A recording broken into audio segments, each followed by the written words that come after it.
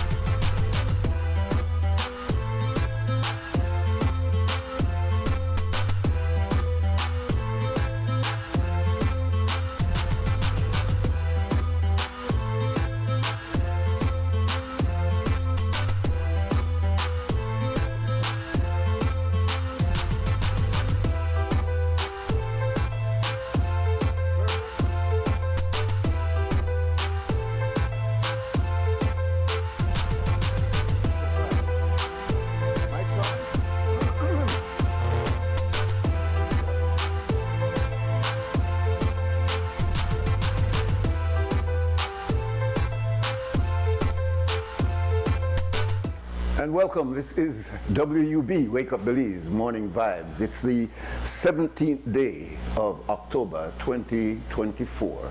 I'm Nuri Mohammed in the studio, and we welcome you to the program this morning. Mose will join us a little bit later, but we will have a good conversation as we normally do. As you know, we start off by giving you an update on the weather, and then we give you an update of the news prepared by our news center, and then we get into the conversation a little bit after 7 o'clock. Stay tuned. Now, our forecaster this morning is Mr. Tariq Matthews. Mr. Matthews? Good morning, Belize. Moist and somewhat unstable conditions prevails over our area. The 24-hour forecast, skies will be mostly cloudy. Some showers, periods of rain, and isolated thunderstorms will affect mainly the coast and offshore this morning before gradually spreading to most places by this afternoon. Then, shower activity will be back mostly over the coast later tonight. The maximum temperatures for today will reach 85 degrees Fahrenheit along the coast, 87 inland, and 76 up in the hills. The low temperatures for tonight will be around 76 degrees Fahrenheit along the coast, 70 inland, and 65 up in the hills. The winds will be from the northeast at 5 to 15 knots, and the sea conditions will be light chop. There's a small craft caution in effect for gusty winds and locally rough seas near heavy showers and thunderstorms. A high tide will occur this morning at 9:58, a low tide this evening at 3:39, another high tide tonight at 9:30, and another low tide early tomorrow morning at 4:34. The sun rose this morning at 5:46 and will set this evening at 5:29. The moon set this morning at 5:49 and will rise this evening at 5:44. The outlook for Friday and Friday night, skies will be mostly cloudy to overcast. A few showers, periods of rain, and thunderstorms will affect mainly the coast and offshore areas Friday morning, with shower activity increasing and gradually spreading to most areas by afternoon. In a tropical weather outlook, showers and thunderstorms over the western Caribbean Sea are associated with a broad area of low pressure. This system has a low chance of development during the next 48 hours. We at the National Met Service will continue to closely monitor the progression of this system. Also, showers and thunderstorms associated with a trough of low pressure located a few hundred miles east of the Leeward Islands remains disorganized. This system currently has a low chance of developing into a tropical depression during the next 48 hours. For more details on our forecast products, please visit our website at nms.bz. With that, we end this morning's forecast from the Belize National Met Service. The first private radio in Belize since 1989. Creme FM presents the news. Informative, accurate, current information, local, regional, and international news, weather and sports. And now, the news. Now for our news. 6-year-old King Shackle Wade, an infant 2 student of Prue Street in Belize City, died after falling into zero visibility canal adjacent to the home of his babysitter, 56-year-old Jennifer Fitzgibbon. He was in her care at the time, having just arrived from school. Based on the timeline that his family managed to piece together, he may have gone under the water as early as 2 p.m. King's 5-year-old cousin saw him fall into the water, and Fitzgibbon says that he notified another child that he informed another child and then notified an adult. Whatever the case, it was not until King's 12-year-old sister arrived from school and she asked for him that the realization set in that he was actually missing, and a search started in the area. They would later find his slippers in the canal at about 4:30 p.m. and that led to a frantic search in the murky waters. Fitzgibbon spoke with us off camera. I made get ready for go out, go carry one next the baby home. And same time he look for go through the gate. So I tell her King don't go through that gate because he like walk out. So I tell her come inside and sit down on the refrigerator at the front there here the brother because when I come back I will bathe the brother. But apparently I never did get forgotten again. But the upstairs attend to the baby when I hear his sister come and ask me where is King. So I tell her King they out there on the refrigerator. So she gone out there. When she gone out there she said King no they out there. So we start look for her, I start holler for her. You know here, so I come back here and when she come back here, my little grandson tell her, he say, King they in the kennel. So she laugh. So I tell her no laugh. I say, that could be serious. So we gone, they look around, we got all about what we know he could have made there. And he come back. So when we come back, I tell she, I say, go check in the kennel one more time, see if I see slippers. And when I hear she ball out when I come, I see the two slippers in the kennel. And then they start search. I call him and I tell her, girl, I can't find King. But Tyreek tell me drop in the kennel. After that, I call the police when we see the slippers. What was that moment like for you when you realized that this 6-year-old was in the canal? I came explain that, miss. I'll tell you. I hurt. I imagine you'd been watching King for some time, so he was like your own. Months. Wow, so he was like a son to you, basically. Yes, ma'am. Was there any danger of that having happened before, like a scare that you would have had of a child falling in the canal before? No, that never happened before. But when it there, they like run across. They went and they pick the pass with the horse, cause right on the killing side they patrol with the horse, right? So I tell her, I say, oh no, stop the that for my grandson used to do it, but he gonna cross it when nobody never made it see. The little boy me lock up right in here, and he see when he drop, and he said that he said that the boy dropped, but then I don't know who made the first hear on the back here when he said that, but the girl never take it serious. She started to laugh, so I tell her no laugh at a thing like that, because you never know. Like how much time passed between him seeing the child fall and informing you? I know you say he informed another child first and then it reached you, like how long after? That like go after 4. I mean, like from the time he say, said, girl come and ask me for her, and then I start to look and say, but I left King on the fridge, right? So when he come, and then she tell me how Tyreek tell her this one right here, tell her that the boy drop in at the kennel.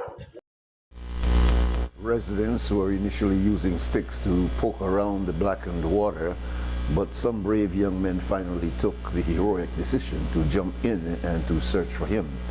Our reports are that they were afraid of a crocodile being in the water. They would later discover his lifeless body at around 6:15 p.m. We spoke with one of the young men who assisted. I gonna shop before, and that time we look, they want to say me back here, me watch your house, you know. I like when I do I just react and try do anything. no, you said you became aware that a child was in the canal waters when you got in from work. Yeah. And you immediately jumped in. Yep. Right away, you know, I have to rescue you, because it's still holler at me, you know, don't leave here by see me, what's not, understand me, you know. You're a nice person, what's not, you know. I mean, go up for being good civilian and what's not, so I don't really know her like that, but you know, I know the child, so I just, you know, so I can get it. But before that, other people were using sticks. Like, why people never immediately jump in? Well, everybody me just had an theory like I was a big animal, me didn't never would like, you know, receive injuries when I really want, understand me? Like so, crocodiles? Yeah.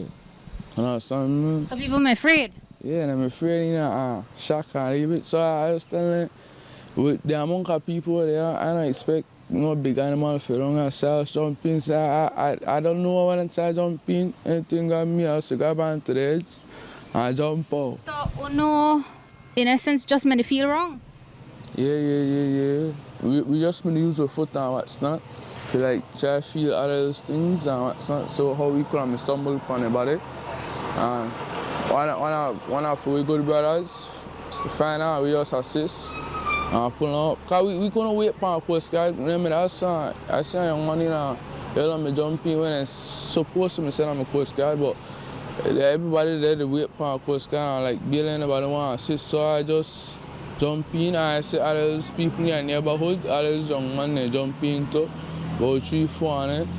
But along with me and like I tell you, a young man when he's supposed to be in a Coast Guard and you know the search party stumbled upon the body. Police have taken a statement from Fitzgibbon, and King's family says that they will leave the matter in their hands.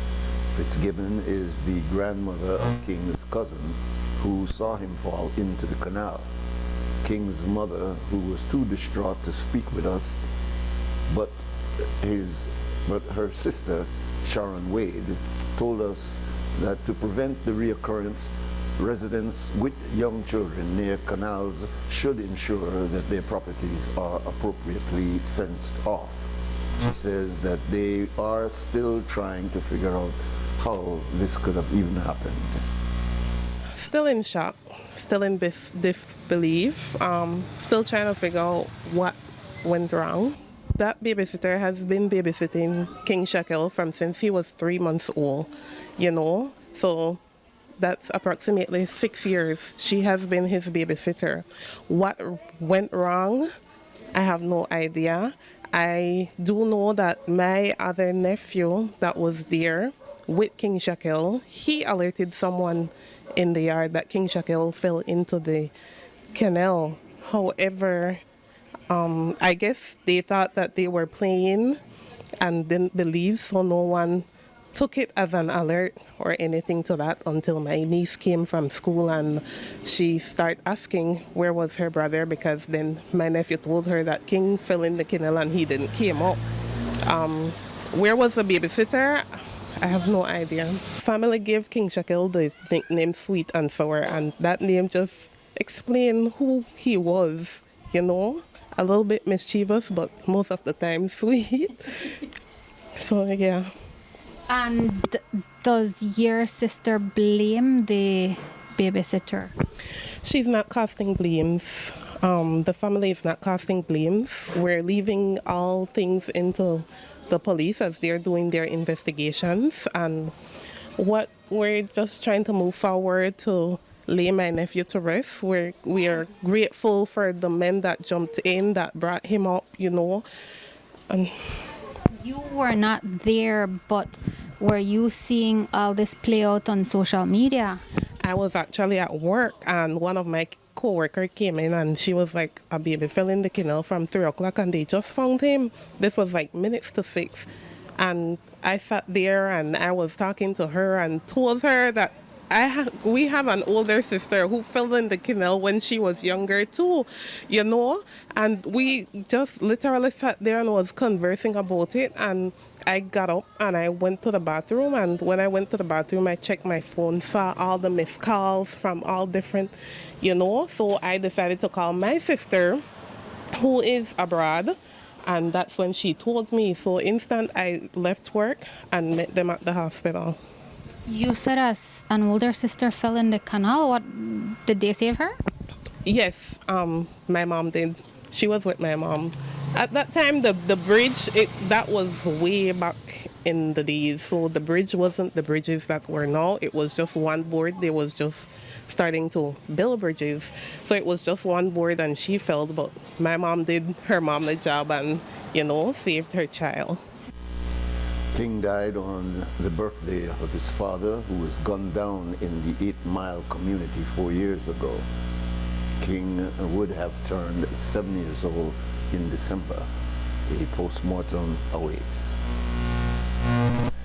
Will Mihir, the leader of the Belize Territorial Volunteers, BTV, was extremely disappointed after Assad Schumann appeared on a local talk show and was asked to discuss the missed opportunity by Belize to report on the world stage at the United Nations General Assembly last month. about the Guatemalan's armed forces' aggression against the BTV at the Sarstoon. Schuman also trivialized the BTV's encounter with the GAF, saying that they were not rammed when the aggressive action by the Guatemalan captain was unmistakable. Mejia was also displeased with Schuman, who said he doesn't know when the court case with the ICJ would be finished. Yesterday, Honorable Francis Fonseca, the Minister of Foreign Affairs, said that he believes Schuman was simply being honest about the issue and reiterated the matter is now in the hands of the International Court of Justice. Well, in terms of the ICJ, I mean, it's clear that that is in the hands of the court. So like any court, I think what Assad was saying was he was being frank and honest, that it's up to the court. The court sets the timeline. We have not yet received a date for the oral hearings. So if we've not received a date for the oral hearings as yet, then we're in no position to say when there will be a final determination of this matter. We've always said, listen, once we receive a date for the hearings, that will take a few months, maybe, as I have been advised, perhaps 3 to 6 months, as much as that for the hearings, the oral hearings. And then, after that, the court, they will have an opportunity to review the matter. There may be an opportunity to respond. And then the court will make a determination, which again could take anywhere from 6 months to a year. So what I have said to people is that we're looking at a window of probably 2 years for some, determination of this matter. But that's entirely up to the court. And that's the point Assad, I think, was making. Speaking on the BTV's request for Belize to continue internationalizing the Guatemalan armed forces' aggression at the Sarstoon, Fonseca said that they have always made their stands on the matter very clear to the Guatemalan leadership, including their president. Yeah, I mean, we've responded to that, and absolutely. We take a backseat to no one, including the territorial volunteers, in terms of our defense of the Sarstoon. We understand that it's a critically important issue. I have made it absolutely clear that every opportunity that has arisen, we have made this point directly to the Guatemalans, directly to the president of Guatemala. We sat across the table from him. The prime minister made that point. I made that point. We made it to the foreign minister of Guatemala, to the defense minister of Guatemala, who was there as well. So, we are very clear and comfortable in terms of our position, in terms of the Sarstoon. And we're very confident about Belize's position as it relates to ownership of a part of the Sarstoon River. During the convening of the Senate Special Select Committee yesterday at the George Price Center for Peace and Development, which is serving as the temporary home of the National Assembly, Cabinet Secretary Stuart Leslie and Minister of State Christopher Coy appeared as witnesses. However, both men made opening statements, and to everyone's surprise, they refused to answer questions from the committee about the tabling of the cabinet paper to move forward the Portico Cruise Port project by taking the supporting legislation to cabinet so it could then go to the parliament for approval. However, there were ministers in cabinet who opposed this. There are unconfirmed reports that it was Coy who prepared the cabinet paper. Both he and Cab Sec Leslie were represented by none other than Senator Counsel Eamon Courtney, who is the government leader of government business in the Senate. Here is a portion of Coy's statement. I'm pleased to be here to support the work of the committee in important matters of public interest. I became aware of Portico Enterprises Limited and its plans for a new cruise port, like almost everyone else, through the news media several years ago, when the UDP administration signed an MOU with Portico. On change of administrations, It was certainly a policy and a priority of this new government to encourage and facilitate new investment in Belize with a view to cause long-term sustainable human development, particularly those investments that would bring in much needed foreign exchange and generate substantial employment. It was therefore promising to see an investment of this scale and nature being contemplated with reputable companies like Boskalis, one of the largest judging companies in the world. This gave credibility to the Portico project. In late 2022, Portico, through its attorneys, requested that government honor the undertaking set forth in the definitive agreement signed in 2020 by the past UDP government to enact a law containing the various concessions as promised under the said agreement. I believe I received a copy of the definitive agreement in early 2023. The government sought legal opinions from both Ben Juratowicz and Douglas Mendes on the validity of the agreement. Eventually, a cabinet paper and draft bill were prepared in accordance with the legal advice. The bill was shared with the Ministry of Tourism and others and underwent numerous iterations based on comments provided. The paper and bill were presented to Cabinet in mid-May 2023 after thoroughly reviewed and edited by Senior Counsel Mendes in furtherance of his opinion. Cabinet did not approve the paper. Those are the facts with which I am familiar, and I have no further evidence to give. That since the change of government, Boskalis and the Royal Caribbean intended on making multi-million-dollar investments in Belize, but that has been railroaded, they have been railroaded, including due to the inquiry. With the barrage of propaganda on this project and even this inquiry, it is unclear where that level of interest now stands. From a development perspective, as it relates to this project, Belize has lost. There has been no foreign investment, no capital inflow, there has been no employment generated, there has been no foreign exchange generated. There has been no economic diversification in this area. In fact, the cruise tourism product has experienced degeneration, not modernization. While overnight tourism has been performing tremendously, cruise tourist arrivals continue to fall. Unless a modern cruise port is built soon, the ships and their passengers will just pass us by. While Belize has lost, there have been beneficiaries. Those who sold lands to the Portico entity enjoy the proceeds of sale. Then there are certain foreign-funded NGOs who in fact raise money on the backs of their purported achievements for conservation, while at the same time halting development opportunities to the detriment of our people. The scuttling of such a project of this nature could very well be seen as a victory for those certain special interests. As much as conservation is a national priority, it should never be that nature-positive conservation should have priority over people-positive, sustainable human development. There is no doubt that the Senate or any committee of the Senate has the powers to conduct inquiries and investigations on any matter of public interest or importance.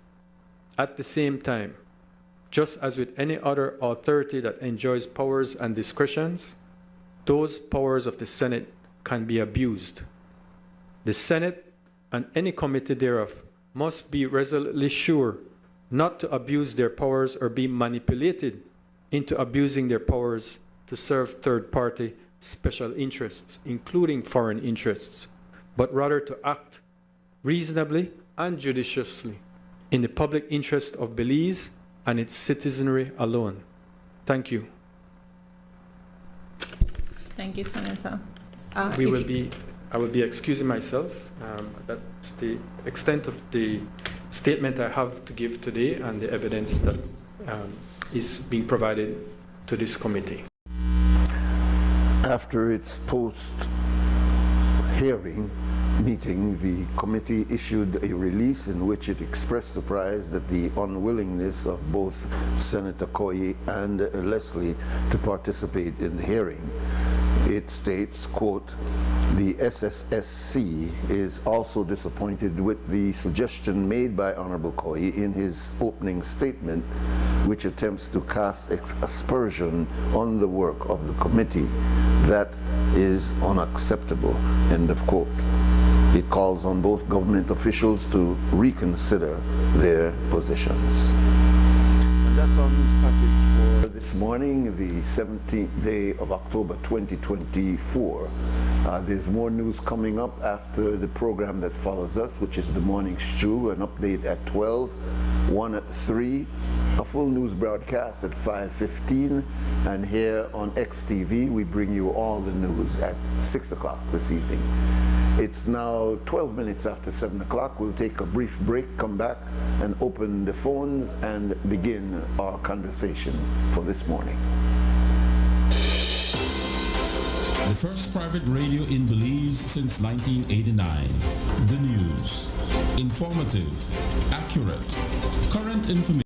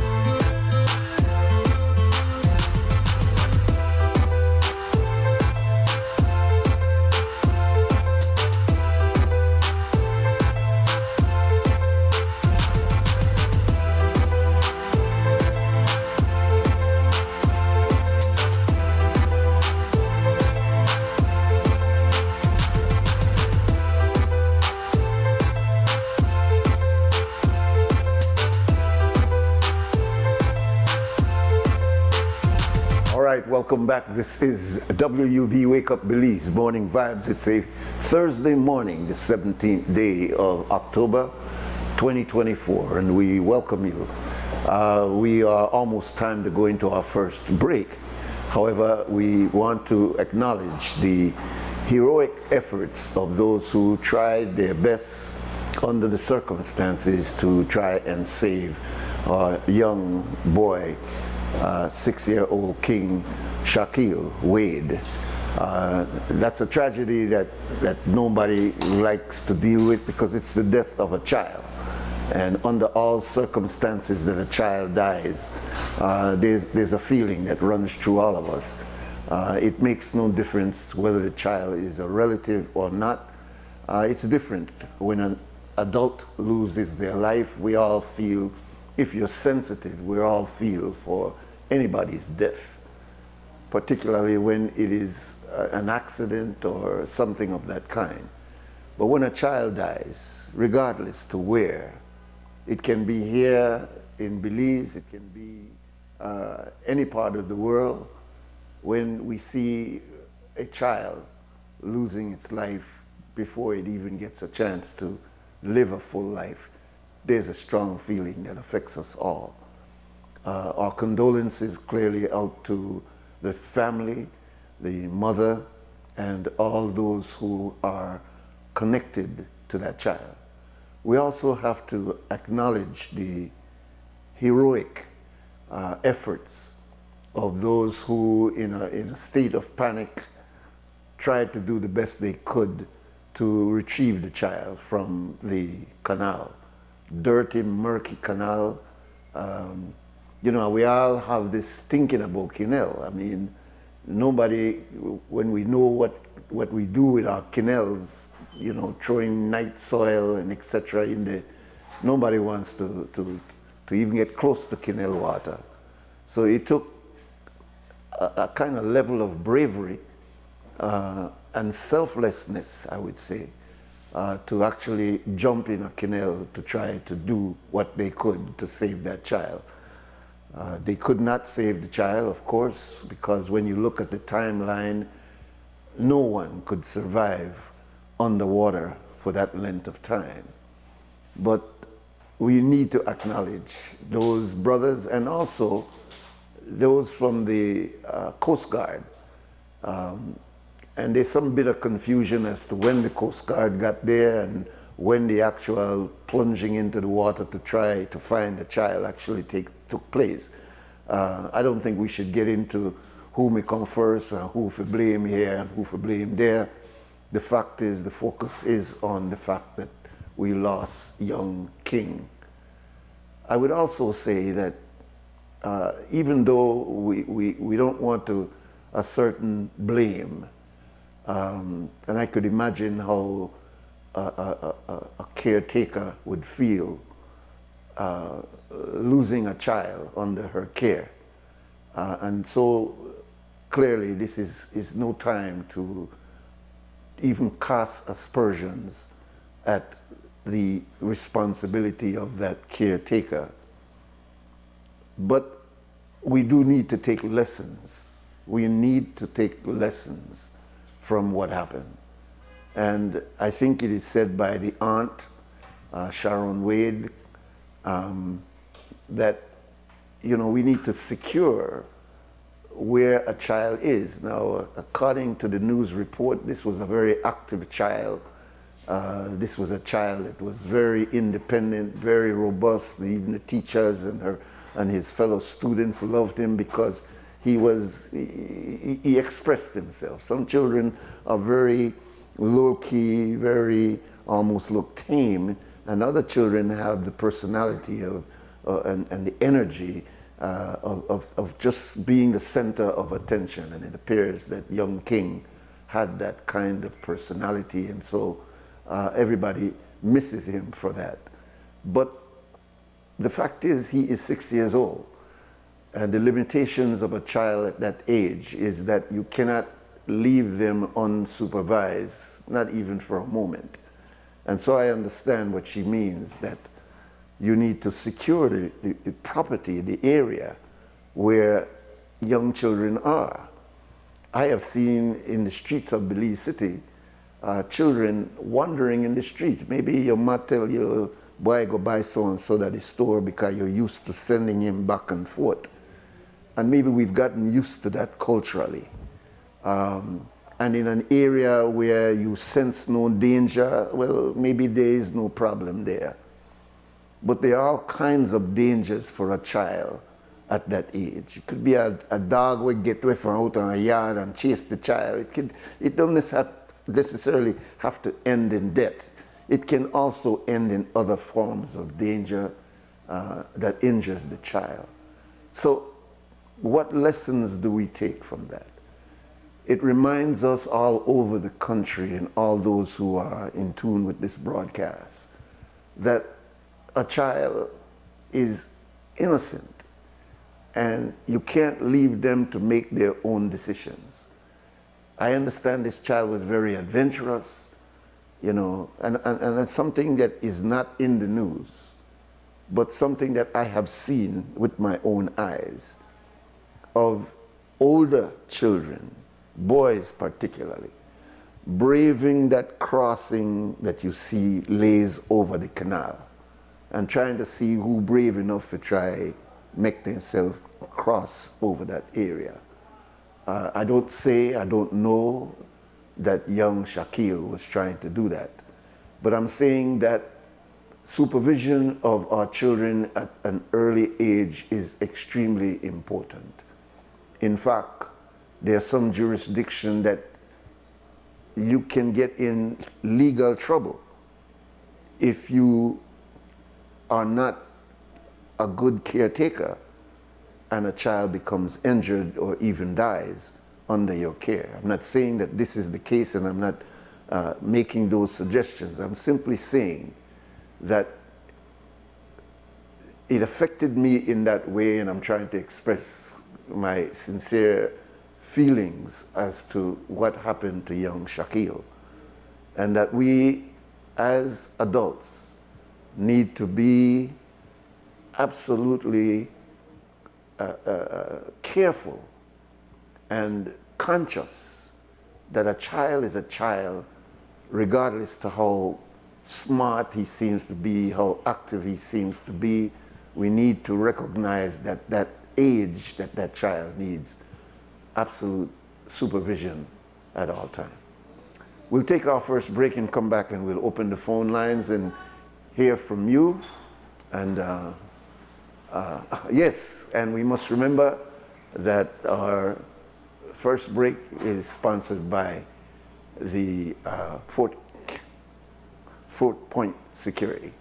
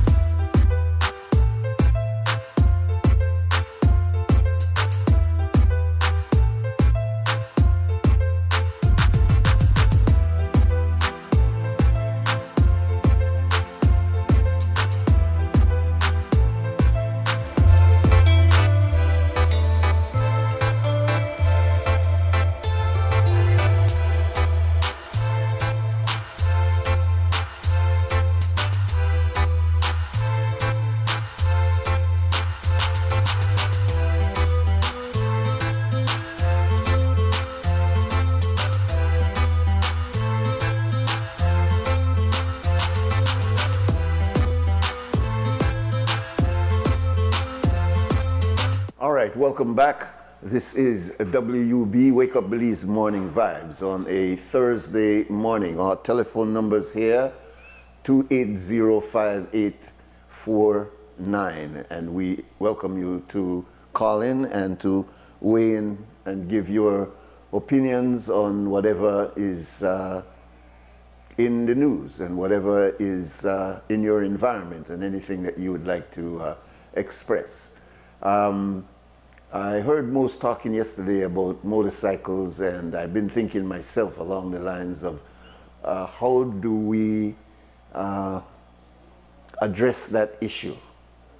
Particularly, as he said yesterday, it's a worldwide trend that people are moving towards motorcycles compared to using motor vehicles because of the expense, because of the convenience, and a number of other things. It used to be that we were more interested in motorcycles for sports and for a weekend and to spend time, and some people just loved the thrill. I've never used a motorcycle. The fastest I ever got was experimenting on a scooter some many years ago, so I'm not a motorcycle driver.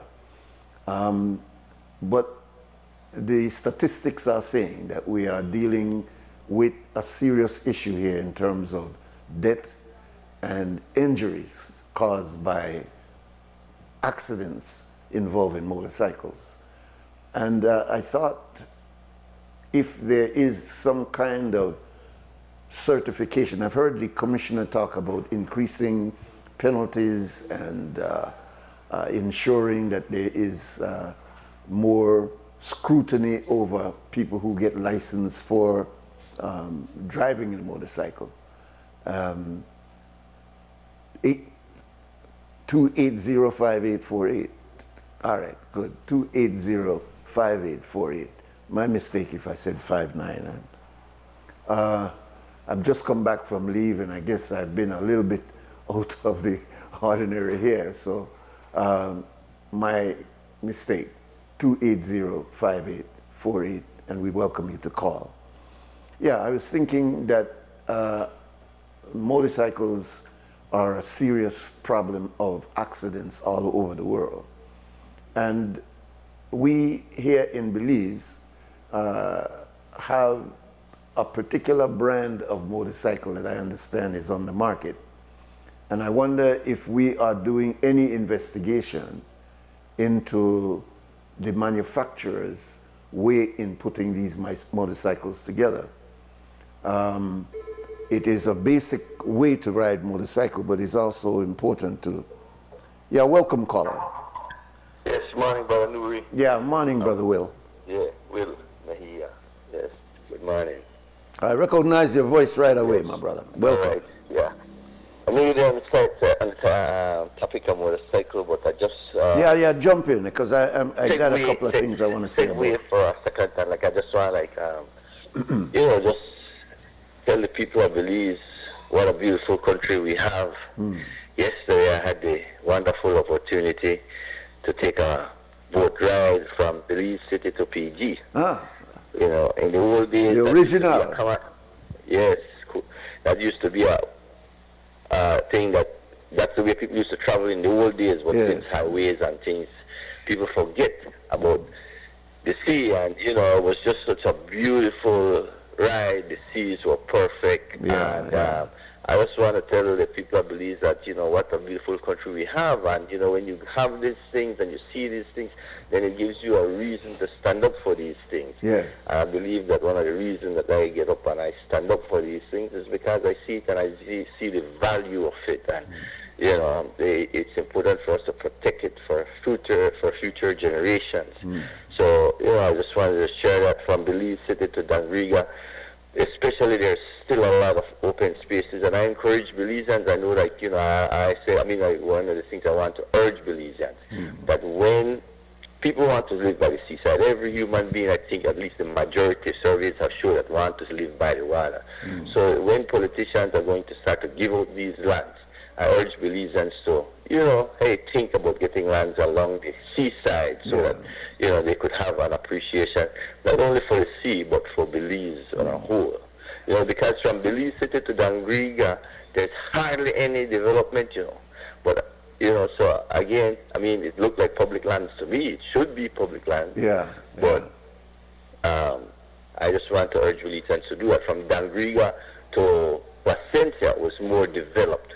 There's lots of development going on in that area. Hopkins, St. Bright, Maya Beach, down to Placencia. And then after you leave Placencia again, from Placencia to PG, you get to Moncurva. After Moncurva, there's again, hardly development in that Do you think, those areas. Do you think that has to do with the infrastructure? Because you'd have to be able to bring main power, for example, along the grid over to those seaside property. Do you think that could be the issue, or you think it's just private properties that people are waiting to do some speculation on? I think that could be an issue, but also let's look at Mullins River. It's one of the oldest communities in this country, and there's hardly anybody living there now.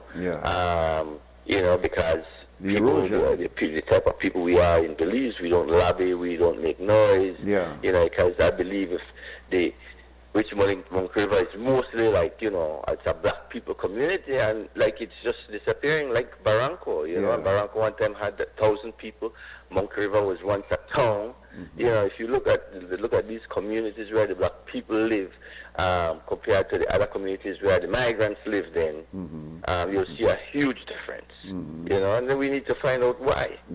Why is it that Monkey River, which have some of the best beaches in the country of Belize, my brother? Indeed, brother. Nothing that San Pedro could touch Monkey River Beach. Indeed, brother. When you walk out there, that's sand between the two. There's no grass or broken coral or anything like that. That's sand.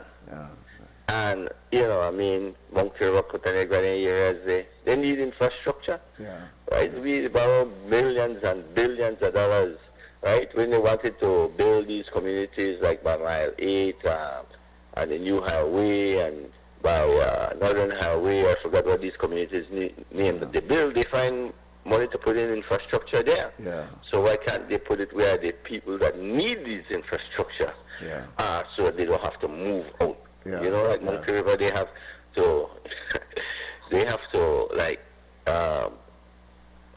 move out of their community because there's no infrastructure.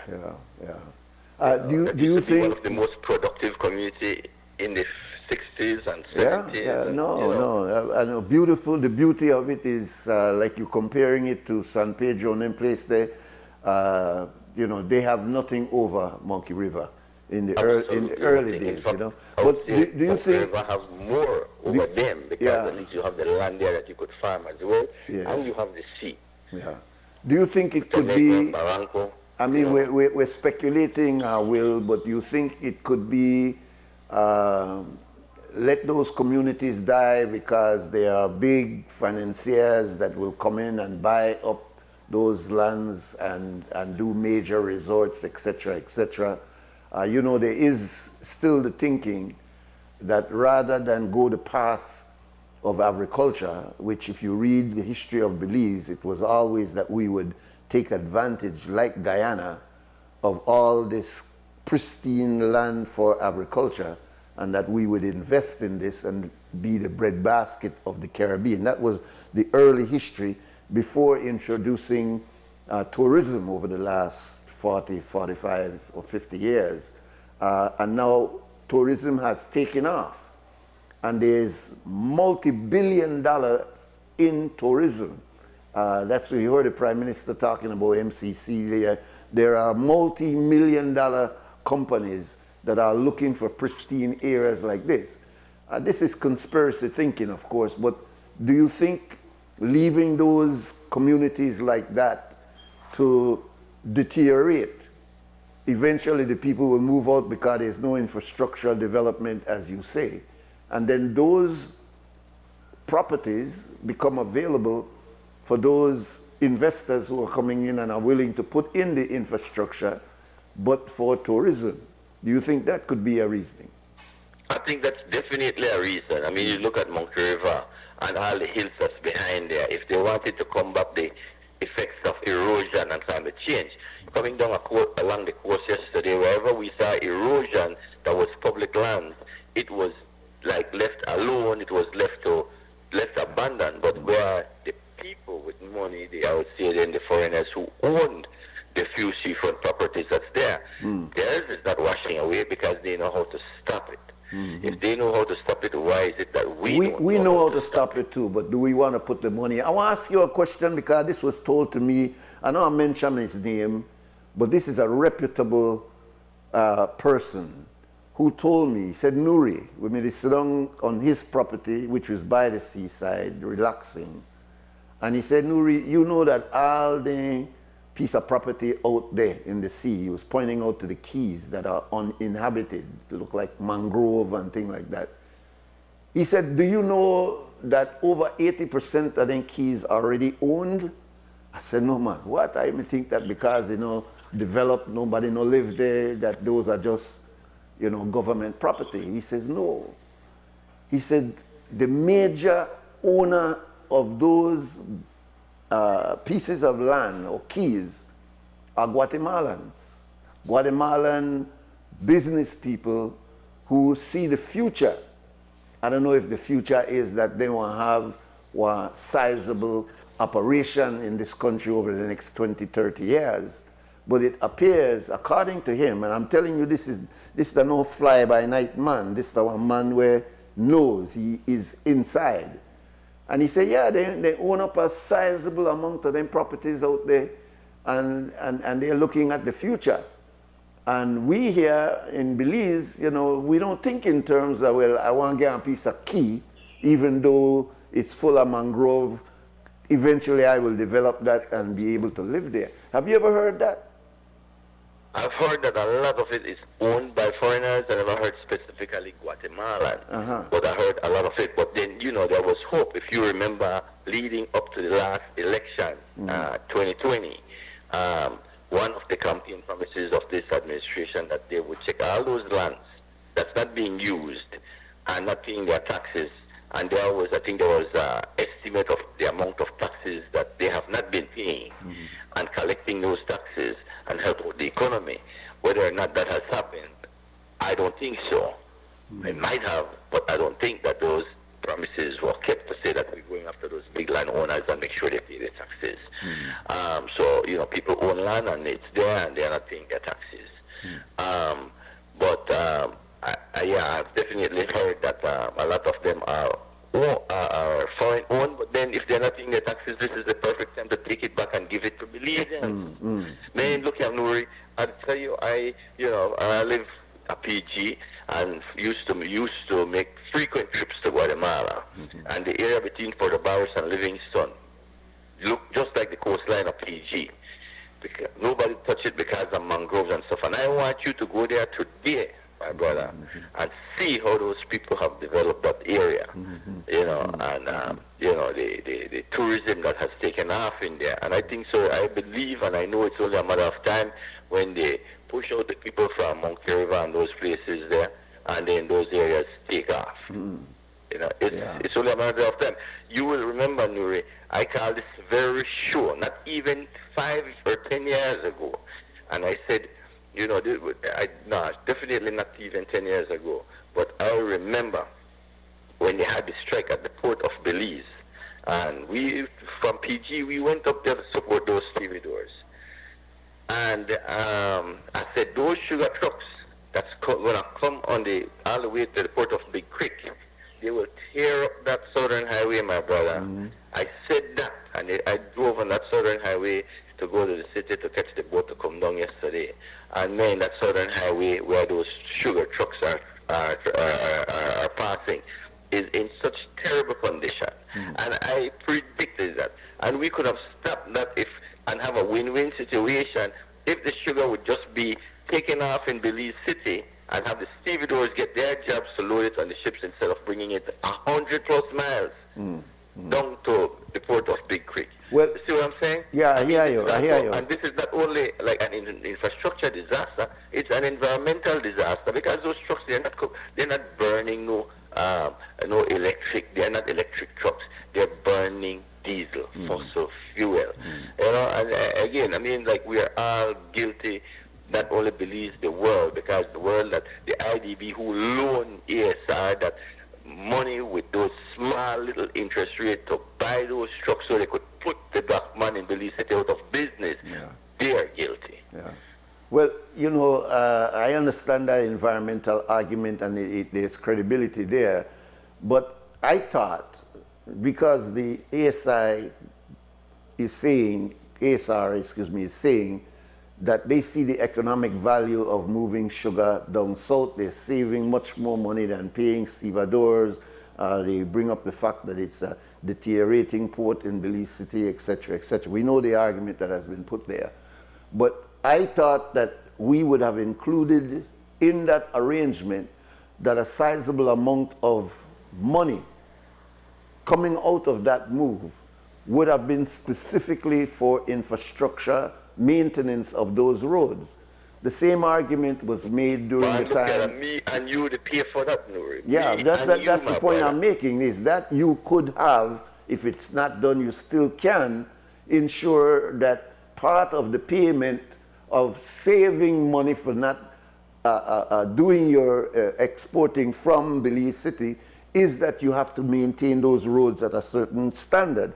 I remember the argument was also made with B&E. If you remember that the original movement of B&E was across those roads going to Big Creek to export the oil.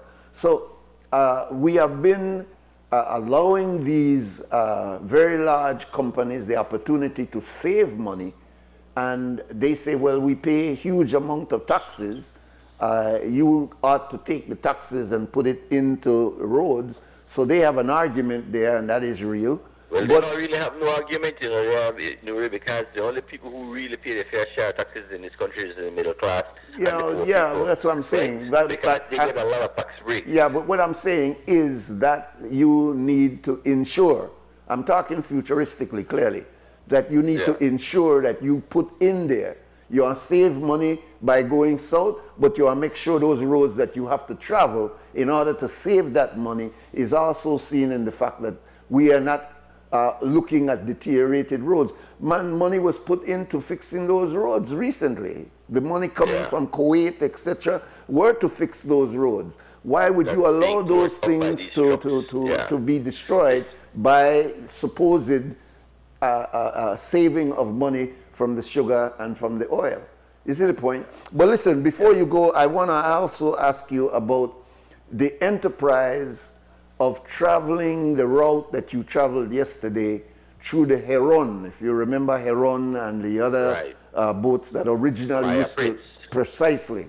Why is it that we can't... Is it just finding an innovative investor to rekindle that route? Because not only is it beautiful, not only is it a scenic journey, but it is also very economical. I mean, it seems to me that that would be a very beautiful tourist attraction to be able to take those large enough. I mean, you know, I'm talking about a huge vessel now, not the little small Heron that we used to have, but a huge vessel which offers a number of you know, entertainment on the boat and other things like that.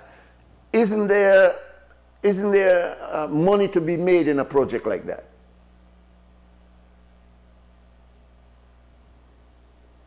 Look like we lost you there, brother.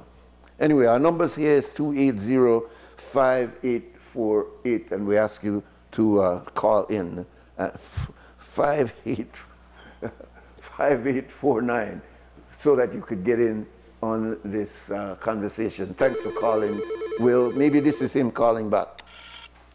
Welcome. Yeah, I get cut off just now. Yeah, I don't know what happened. Yeah. But did you hear my point about... Yeah, I heard you. I think that definitely money could be made. I don't think that we are there yet in tourism for it to be like a tourist, be feasible for tourists to do that as our Belizeans, as a route or a destination, because fuel is very, very expensive. You know what I mean? You could like put... $200 in a pickup and go from PG to Belize City and come back. I mean, it's still very expensive compared to what it used to be, but you can't do that with boat. boat would be probably 3 times that. You know. So that would be a factor. So it would have to be. Definitely. You have to get boats that burn a lot less fuel. I think the technology is evolving that will happen one day, but right now it's not there. But it is. I mean, again, it's you get what you pay for. If you value like seeing a beautiful coastline and enjoying the ocean, hey, if they charge you $100 per person, hey, I would pay that versus $30 to go to Belize City on the bus. You know. Well, it's a thought. I also think that utilizing the Belize River, oh man, yeah, you know, and going up as far as you know, Doublehead Cabbage. I think it's shoal. I mean, I think it's deep enough and starts getting shoal after that. But can't we also utilize the concept, for sure. Hey, you know, like the boats on the Mississippi River? Yeah. My mother-in-law is from Cookie Creek, and she tells me about the journeys that when she was bringing things to sell at the Belize City market, and they would come by boat, and so I did that trip myself. And man, it's such one of the most beautiful trips that one could ever take from between Crooked Tree and Belize City. And I remember there was a time when there were some little small catamaran type boats that would, you know, you'd have some music, etc., etc. But it seems like that has faded out. And to me, that is a very good tourist attraction for an investor to, and also for us to enjoy the beauty of that scenic ride down that river, you know. But thanks, Colin, brother, and maybe you could call back later and make we talk about your press release in regards to Brother Schumann and his statements. All right? Okay. Thank you. Thank you very much. All right, it's 7. No, let's see. It's 4 minutes now after 8 o'clock, and we'll take our break, and we'll be right back.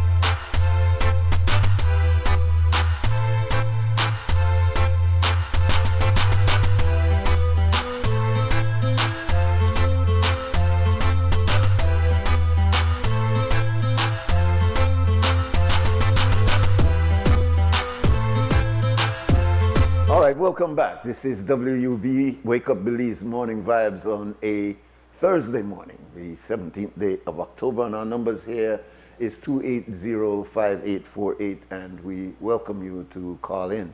I did a little quick look at the idea of a boat taking us all the way down from Belize City to PG, as we call it. And it is possible to do it by solar. They do have panels that can take large vessels with passengers, and we're not looking for speed, we're looking for efficiency, we're looking for to get us from point A to point B, and we can do this by solar, or an investor, I should say, can do this by solar. And you see, just the same way that the government has entertained the idea of e-buses, and you know, bus owners think that it's a scheme to replace them with these e-buses, and that they will be left out. According to Mr. Ferguson, they will be giving the bus owners the opportunity to bid in the privatization of that project. But my point is that if these moving vehicles are available by using solar and electric, maybe we should think in terms of looking at seafaring vessels that also uses that technology. And I don't know if you've ever traveled on the Heron. It's way, way, way many years, so many of you can't even think of where you're talking about. We don't hear about no Heron. But it was a scenic, a very beautiful, a very slow travel on the Caribbean Sea from Belize all the way down south. And I'm sure that the technology exists, because I was doing it by Google here, that you can, in fact, put seafaring vessels on the sea with solar and see what you could get out of that. Of course, my brother was making the point that if we use fuel, it would not be cost effective because of the high cost of fuel. But maybe we should be innovative and look at other ways that we could get on the sea and utilize that not only for tourism, but also use it as an alternative to us being on the road. If you've ever traveled, and I have, on the Belize River and see the scenic beauty of just the flora, fauna, and the smooth, easy movement of a boat along that river, it's worth an investor coming in and looking at the possibility. And I'm talking to you in diaspora, looking at the possibilities of coming in and investigating, is that an area of investment that you can invest in? And since the government, through its DFC and other means, and I'm talking about looking at those state banks as opposed to the private sector or private sector banks, as an opportunity for you to look at those kinds of innovations instead of the usual way in which we've been investing, which is more short term. We should think about that. To finish my point on the motorcycles, are we thinking in terms of some kind of forensic investigation as to why we're having so many of these accidents? Driver clearly is one of the issues there, and like the commissioner said, I'm sure all of us have experienced these drivers, these daredevil motorcycle drivers who seem to not care. Used to be a time we would blame just delivery men that would be, you know, trying to deliver and get back so that he could make as much commission as he can for his deliveries. But now we're noticing that it has become such a popular means of transportation that we have whole families riding on these. But what kind of training did you get? What is required to get a motorcycle license? What kind of tests that you have to go through in order to qualify? You have to get a driver's license through going through certain required training to ensure that you can handle a motor vehicle. Is it the same when it comes to a motorcycle? We're seeing even young, very, very young boys riding on motorcycles, sometimes barefooted and all. So you're not sure what kind of discipline is being put into ensuring that you can handle a motorcycle. Again, the manufacturer of these motorcycles. I understand there's a local manufacturer, and I throw no dirty water upon the manufacturer of the local motorcycles.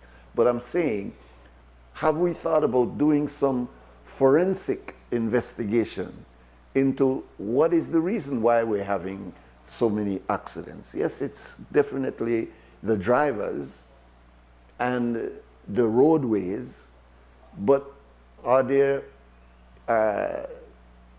factors there with the mechanics of those? Are the gears and the switching gears and the other parts of those motorcycles, are they up to par? You can only do that by going through a forensic investigation of those motorcycles. And so it's an area I'm sure that we can look at very closely. Another area that comes to mind is this gentleman who had a confrontation with some road workers on the coastal highway. We used to call it that. I believe it has another name. And pulling gun, frightening the people.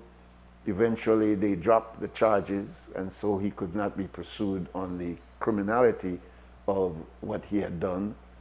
But he's arguing, and his lawyer is arguing, that his gun, a particular type of gun, should be given back to him.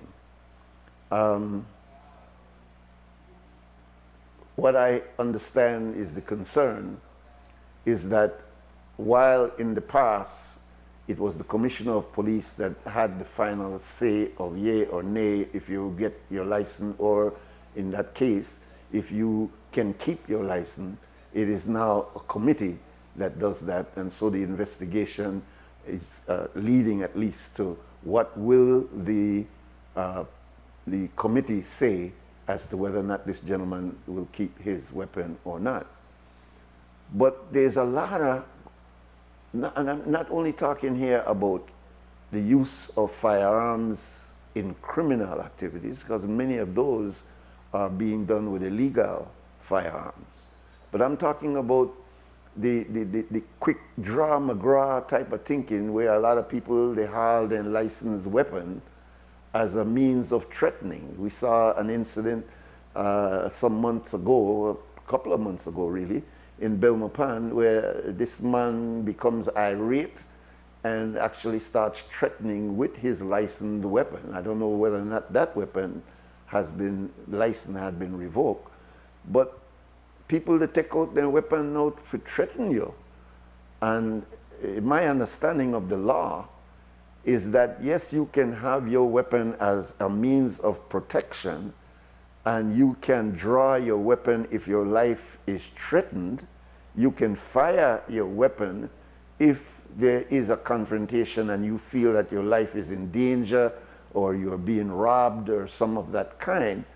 But this idea, just grab your weapon and do that kind of TV thing about, you know, and push gun in a people's face and thing like that, is against the law and should be dealt with in a more stringent manner so that that does not become a trend. Because apparently people go up on that TV thing as to, well, I want to grab one gun, and a lot of it is not being reported.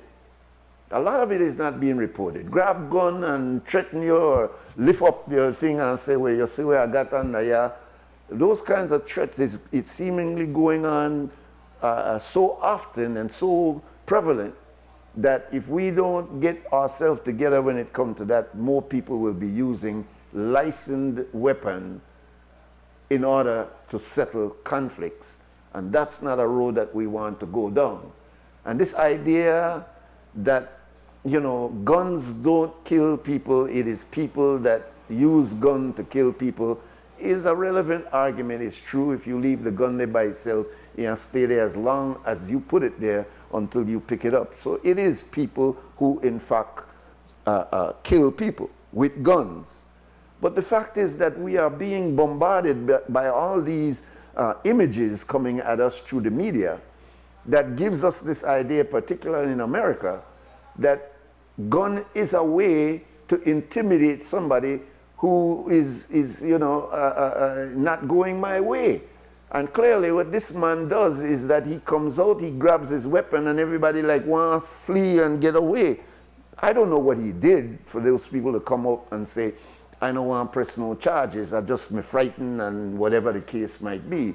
But the point I'm making is that the authorities, the powers that be, if we don't use the handle of how you manipulate the powers vested in you to save lives and to ensure that the trends that are negative are combated by the use of the law, then we're going to be in trouble, man. Because licensed guns are all over the place now. People have guns not only to protect their family and to protect their homes and etc., but they have guns to intimidate other people. And so you find people walking around not with hidden guns, but you have them, especially some of these businessmen, you got them having their guns in such a way that, you know, they intentionally turn it. They know they pull it, but they intentionally turn it so that you could look and say, yeah, no, you see where I got you? You know, and so that kind of intimidation is not for Belize. I mean, it is popular in other areas. There's some countries where people walk with a gun almost in a scabbard and you could see it walking. Like in some states in the United States, carrying a gun in a way that is open is not even illegal. It's accepted. It's written in the law that you have this right under the Second Amendment of the United States to carry your gun. But it has become such a problem that it is a part of their U.S. campaign for presidency in the next few weeks. Guns and the fact that people are using guns in a quicker way than they used to in the past. So I thought I would just mention that because I saw in the news a few days ago that this man's lawyer is still trying to get him to get his weapon, which is not apparently a weapon that's normally allowed to be licensed. How he got the license, we don't know, but he is fighting to get that particular weapon back. And according to the way that the commissioner has put it, if he gets disciplined for that, it ought to affect all the other guns that he got licensed for likewise. We'll take our next break and we'll come back and continue our conversation. This is WUB, Wake Up Belize, Morning Vibes.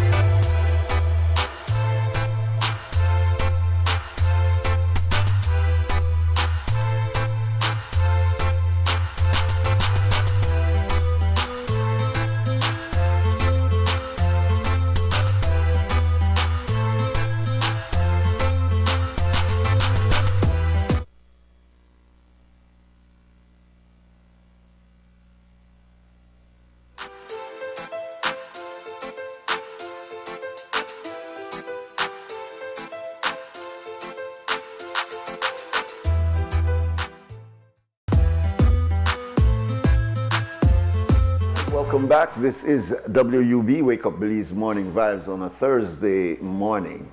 And you're welcome to call. Our numbers here is 2805848, and we're interested in what you have to say.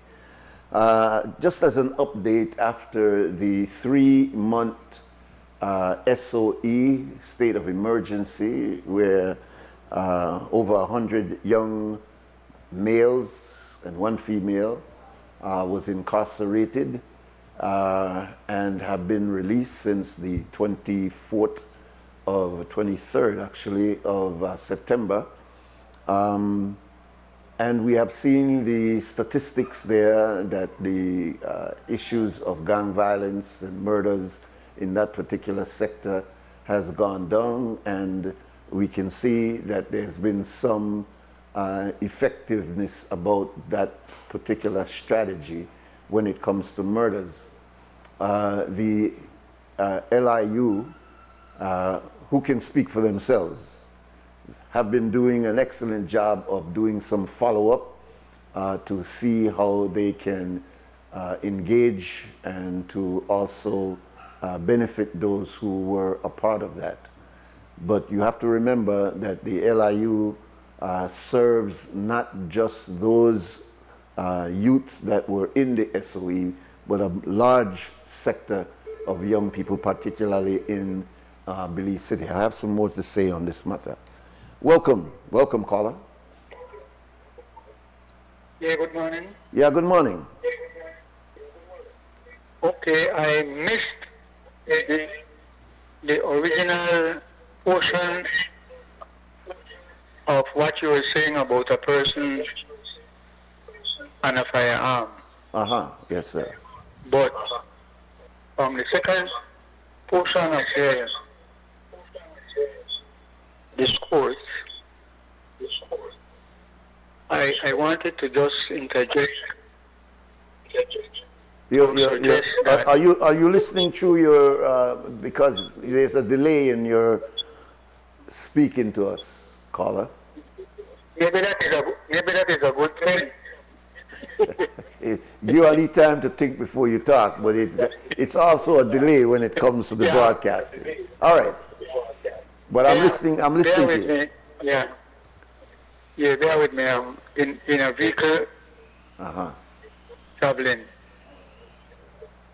Okay. All right. If the police take a person to court on a complaint that they had pointed their gun at them or did something improper or illegal, the matter goes to court and the person, the gun owner, the accused person, is clear, is exonerated. The case is withdrawn or thrown out. The police can't hold on to your private property. If they have a complaint and a concern, under the new law, they can make a complaint to the firearms board and say, we believe that the person who was granted a legitimate firearm license is misusing or abusing the license that we had granted, and let the proper authorities deal with it. I say this against a background that when you go to police station and you get a chance to peep in the back yard of the police compound, and sometimes not even in the back, they have people, vehicle and motorcycle pack up in the compound. And then recently we saw a massive cheap sale auction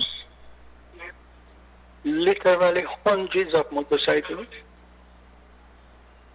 many of which have simply been held on by police. So we need to always act in accordance with the law. When a person gets in an accident, and the police will charge that person who was driving, or even the owner of the vehicle, or when a crime is committed by someone who was in the vehicle or driving the vehicle, where they keep on to the people in the vehicle fight. You do your investigation, you take your blood sample, you take your pictures, you do your fingerprint, whatever you need to investigate, and give back people in private property. So I'm just saying, without knowing the particular situation you're referring to, a citizen is taken to court and the matter is dismissed or withdrawn. We don't keep on to the property farm. Why will split? Well, you were saying that if he has other firearms, you can take all of them. Oh, you're right about that. There is a board that deals with citizens having firearms, Nuri. What is going on is the police is holding on to a firearm as an exhibit in a court case. The court case is over. The person has not been found guilty. So I wanted to just share that with you and your listeners. Would you give me We have no problems. Anybody abusing a license, and the police are of the view that that is a serious matter. There is a procedure. You're saying really that they did not, you're saying that the police did not follow the proper procedure. I don't know that they didn't, because it sounded in the answer. You only got the gun based on someone making a complaint against the owner. It is private property. You have to respect the constitutional right to have and own your private property. And it applies, Nuri, to your phone. Any like private people property. Phone, yes, but I want to make this other point. Because there are many complaints that police just arbitrarily take away phone, sometimes by force, and go through people's private information and pictures with their loved ones. You think they're wrong, Papacito? I agree, completely. I leave it with that. Have a great No, but morning. my brother, I mean, well, you leave me hanging because I had some questions. You're obviously a learned caller. Can the police... I'll talk with you. All right, thank you. Can the police, for whatever reason, and this is the way I understood the answer, can the police apply to the licensing board or group or committee, as it's called, to say we have reason to believe that that particular weapon should not be on the street and that the license that was issued to that person can be revoked? I would think that is the proper approach. But they would have the right to do that. Most certainly, this is the police. They are okay. responsible for our safety. Yeah, clearly. And because yeah, go ahead. Yeah. Let me get this out now. Let me get this out my mind. What I want to suggest to whoever is responsible, that they go through their license information. Nuri, there are some firearms that should not be licensed in the society. Precisely. Certainly what you were speaking about. The other one is what they call the pump 12. The equivalent of a sawed-off shotgun, where legal security officers at establishments across the country are providing security, holding the equivalent of a sawed-off shotgun. If your listeners are not familiar, when you pull the trigger of a loaded shotgun, if it has in the cartridge with the many pellets, it is sprayed out over a wide perimeter. Innocent people will get shot. So those type of firearms should not be. And you have to ask, how did they get licensed for that? Indeed, I agree with you. But I don't want you to go. One other thing. Yeah. All right, I'm not going anywhere. All right, one other thing. The firearm of choice in this country seem to be a pistol, whatever brand, no? Winchester, Taurus, Glock, CZ. The bullet, the ammunition, there are two types to my limited knowledge. One is the lead with on top of the metal jacket is solid. There's another one, another ammunition, which is referred to as a hollow point. When you shoot anything with a hollow point, it's not a straight hole that goes through. That's right. If you shoot a human being, any part of the body, a hollow point can tear it up. Yeah. That ammunition should not be allowed to be sold. All right, so Yeah. I have. Yeah, and in fact, there are some people who can augment that bullet just on their own. They don't have to buy that. You could actually augment the way in which that bullet is framed. But I also want to ask you, as a learned person, those vehicles and other personal properties that's held by the police, because I've heard of people being told that their vehicles are in the compound for as much as 3, 4, 5 months.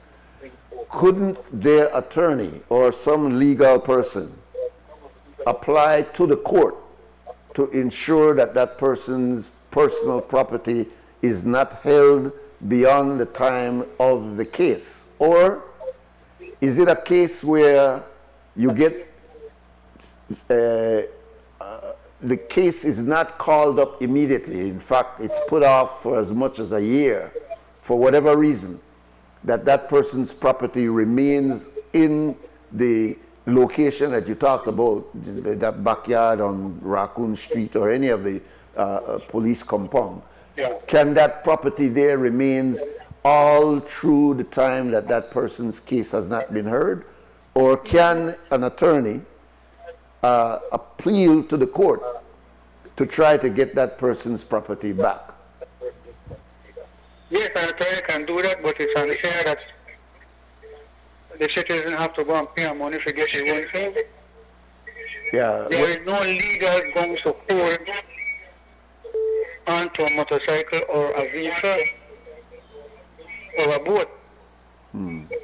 I have never, in all the years I've been around the courts, I've never seen them take a car to court.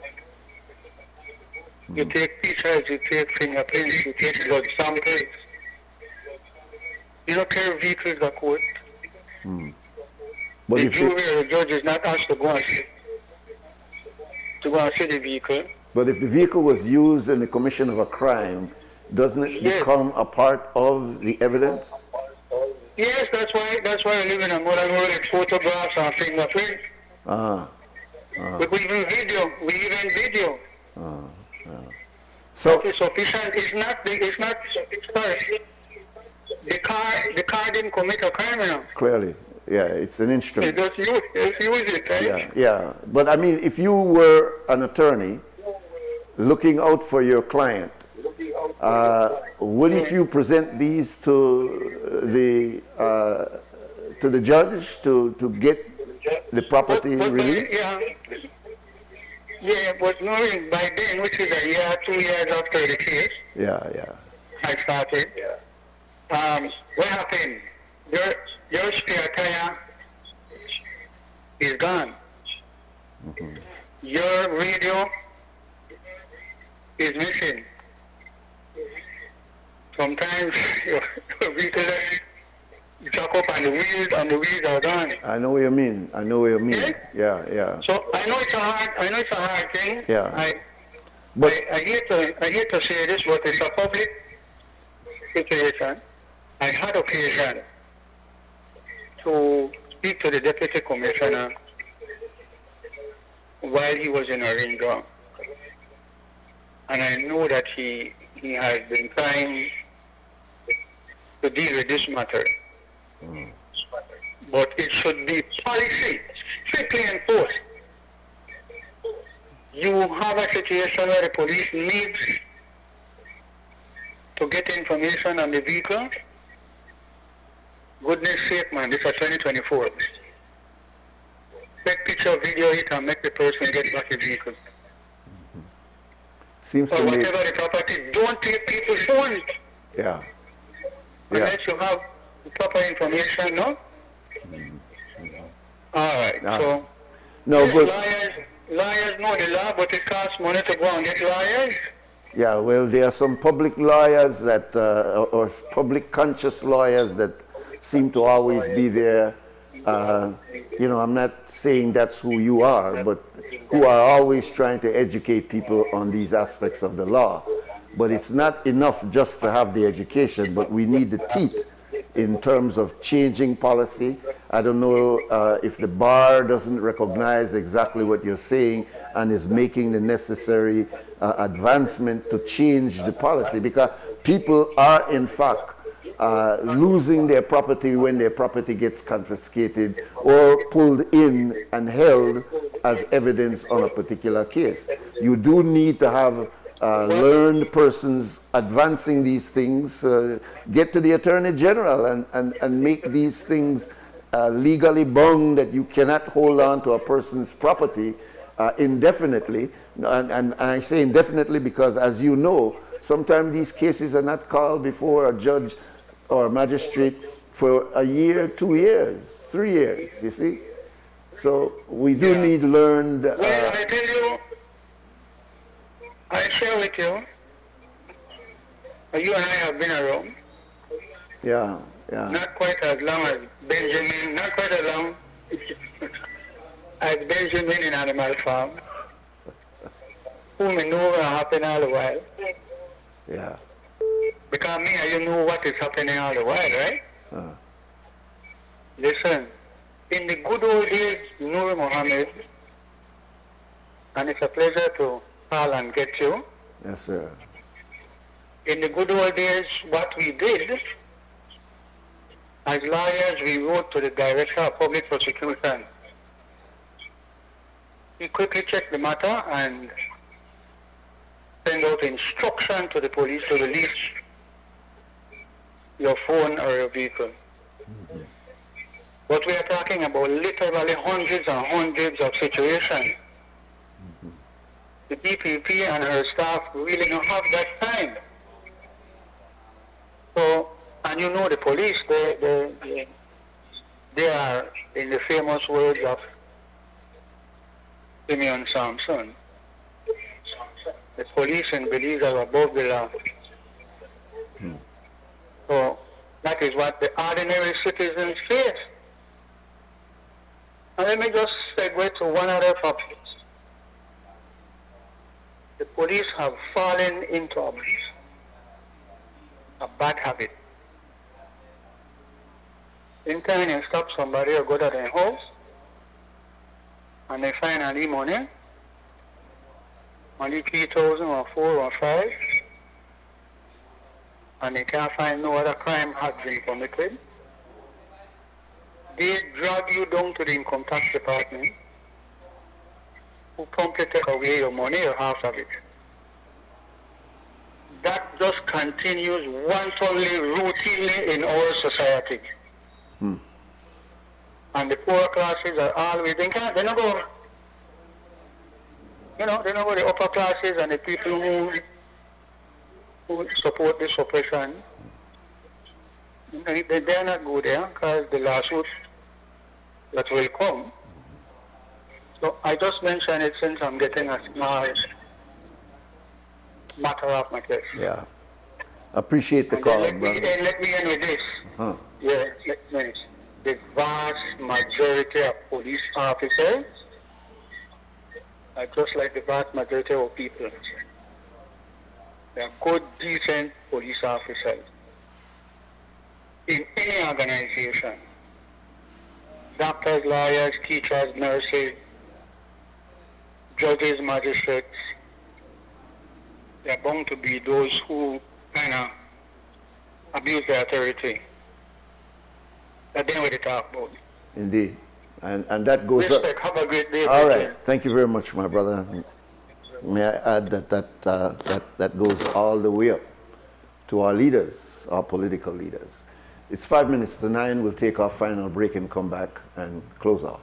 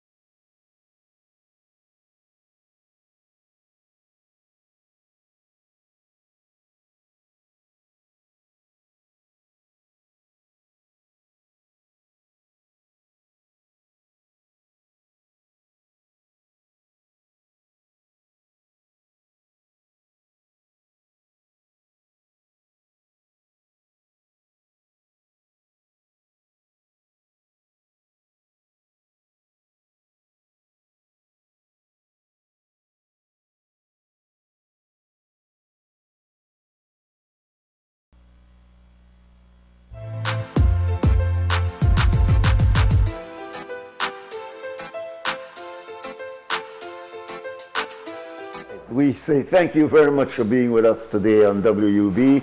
The premier conversation. This is the place where we talk in a very open way so that you could get a kind of a in-depth idea of what's going on in Belize. We thank the callers for sharing with us their opinions. You inform us by your calls, and we appreciate that very much. We make our own opinions felt, but they're just opinions. And sometimes it's very factually based opinions, but it's opinions nonetheless. And we thank you for being with us. We hope to be here tomorrow, inshallah, to continue, and we hope that you will be with us tomorrow morning. I would like to thank Larry G. downstairs in radio. Miss Alexi Bilad was our MCO. We had some help also from Harlan Wagner. And of course, the man that keeps it going is Mr. Clifton Lewis. Belizeans, stand strong and stand firm. Remember karma. Remember to do the right thing, because what goes around always comes back around. For now, we got... Wake up, Belize. Wake up, Belize. Wake up, Belize.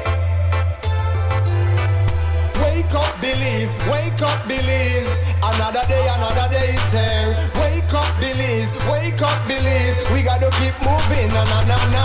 Wake up, Belize. Wake up, Belize. Everybody gotta put the time in. Wake up, Belize. Wake up, Belize. Voice our opinion and place the calling. WB. Be yourself, see yourself. This is the show of people. Belize our hope, so to needless reason. Nobody feel left out, is the vibe we dealing. Let's find a solution. Yeah, yeah, yeah. Love, respect, unselfishness and cooperation. That's all we need to build a strong nation. We are the people to make the changes. We are the changes. WB. And all the things that we feel happen like I got blue skies. And nothing make people get victimized. Let's work together for better. We got to unite. Belize, yeah. Wake up, Belize. Wake up, Belize. Another day is here. Wake up.